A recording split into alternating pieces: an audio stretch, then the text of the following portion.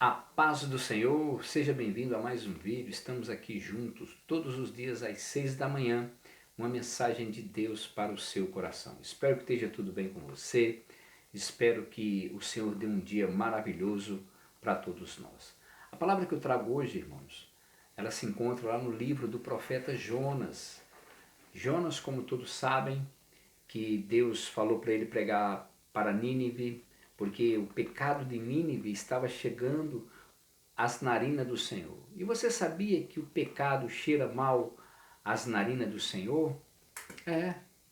Assim como você sente o cheiro de uma carniça, a mesma coisa é quando nós pecamos, quando nós erramos, sobe como um cheiro que não agradável a Deus. E nós precisamos que nós venhamos ter uma vida de oração, de busca da presença do Senhor, para que a nossa oração, o nosso louvor chegue com um cheiro agradável às narinas do Senhor.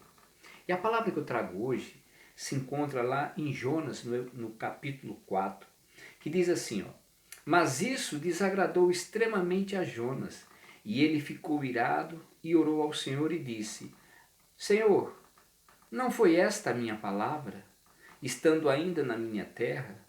Por isso é que me previ fugindo para Tarse, pois sabia que é Deus compassivo e misericordioso, longânimo e grande em benignidade, e se arrepende do mal. Nós vemos aqui que Jonas ficou o quê? Desgostoso. Jonas estava de uma forma desgostosa, por quê? Porque Jonas queria praticamente que Deus aniquilasse Nínive. Jonas queria que Deus exterminasse a cidade de Nínive. Por que será que Jonas queria? Porque, segundo alguns estudiosos, disse que alguns dos parentes de Jonas foram pegos pelos ninivitas e foram o quê? Mortos. Irmãos, os ninivitas eram um povo perverso. Era um povo que, quando eles pegavam o inimigo, quando pegavam uma pessoa que não era do seu arraial, eles escalpelavam, isso, eles tiravam o couro da pessoa em vida. E se pegassem mulheres grávidas, sabe o que eles faziam? Eles abriam a barriga da mulher e tiravam a criança lá de dentro. Eles eram muito perversos. Eles tinham até o conhecimento de Deus, porque se eles não tivessem o conhecimento de Deus, eles não teriam medo quando Jonas começou a pregar. E Jonas falava. Foi uma das pregações assim na Bíblia com mais assim sagacidade, porque Jonas queria que Deus realmente fizesse o que? O mal contra os ninivitas. Mas quando o rei ouviu, quando aquela gente ouviu, o que aconteceu? Eles fizeram um jejum total, pedindo a Deus misericórdia, pedindo a Deus que livrasse desse mal. E foi o que aconteceu. E Jonas ficou desgostoso por causa disso. Aí ele quer se justificar diante de Deus falando: por isso que eu fugi para Tarse. Por isso que eu não queria pregar para as pessoas de Nínive. Porque eu sabia que se ele se humilhasse, jejuasse, se humilhasse diante do Senhor, o Senhor os perdoaria. Irmãos, e vamos falar a verdade. Você tem pensado assim? De uma pessoa que não gosta de você, de uma pessoa que quer ver o teu mal, mas aí ela se converte. O que acontece? Você se alegraria? Claro que tem que se alegrar. Por quê? Porque a pessoa estava o quê? Estava sem entendimento algum, estava perdida e ela se achou. Então, Jonas, ele pega e fala para Deus isso daí. Lembra também na de Elias? Elias fez descer fogo do céu, matou os 450 profetas de Baal e os 400 de Astarotes. Um recadinho da Jezabel falou, ó, se eu pegar Elias, de hoje ele não escapa, eu vou arrancar a cabeça dele. O que Elias fez? Fugiu para onde? Fugiu, com medo de uma mulher. Aí ele fala, Senhor, só eu fiquei para lutar contra os profetas de Baal, não tinha mais ninguém. Aí Deus falou o quê? Elias, eu tenho 7.000 homens preparados que não vão dobrar o joelho diante de Baal. Olha só, Deus tem pessoas preparadas, meu irmão. Deus tem pessoas que talvez você nem pense, mas talvez você nem imagina quem é. Mas Deus tem pessoas preparadas para realmente batalhar e enfrentar e mostrar a verdade. Então, querido, Jonas ficou desgostoso. E quantas vezes nós ficamos desgostosos? Tem pessoas que estão desgostosas da vida. Tem pessoas que elas têm tudo, tem carro, casa boa, viaja todos os anos, ou de 6 em 6 meses, mas veja que elas têm um vazio existencial a qual somente Deus pode preencher. Somente Deus. E veja o que Jonas fala. Olha lá, no versículo 3. Peço-te, Senhor, tira minha vida, porque é melhor me é morrer do que viver. Olha, ele estava tão desgostoso da vida que ele pediu que a morte. Aí disse o Senhor, faze bem, que assim te ires. Olha só. Então Jonas saiu da cidade, sentou-se ao oriente dela, e ali fez uma cabana e sentou-se debaixo dela à sombra, até que acontecia, para ver o que acontecia à cidade.